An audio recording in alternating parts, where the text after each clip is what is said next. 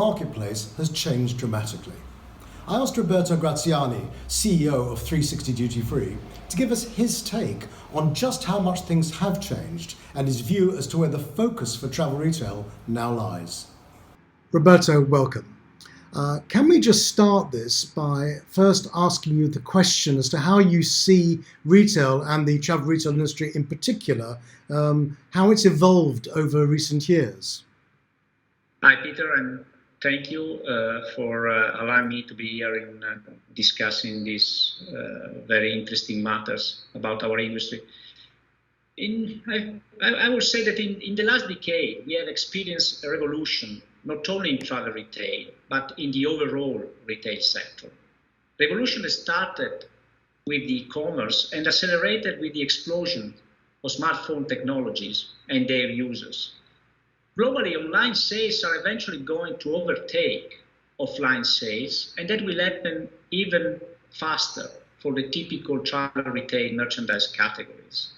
However, the continued evolution of consumer needs and expectations has pushed retailers to go beyond retail channel differentiation, focusing even more on the consumer itself.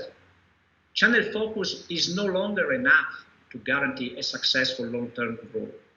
Successful retailers today are focusing their strategies around consumer, offering them an integrated set of multiple touchpoints, channels, delivery, and payment options. How then do you think COVID will impact these trends, and how are industry stakeholders responding?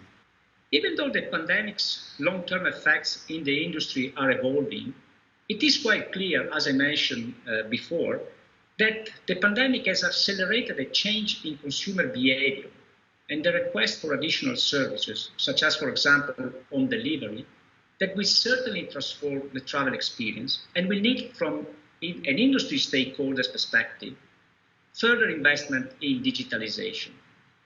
We all need to understand that to be successful in the future, it will be even more important to put the consumer and their needs at the center of every strategy.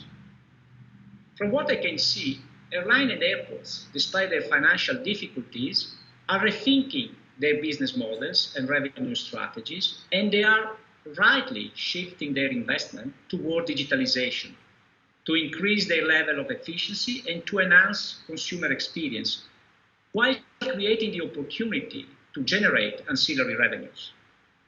Brands are certainly aware of these trends, and they are now looking for the best way to support them while managing the potential overlap between their travel retail and domestic markets. It's a big call, this, but one last question. Where do you see the industry in 10 years' time? Peter, that's really an easy question to answer if I would have a crystal ball. Seriously speaking, the travel retail industry has shown multiple times to be resilient and able to overcome even the most difficult challenges.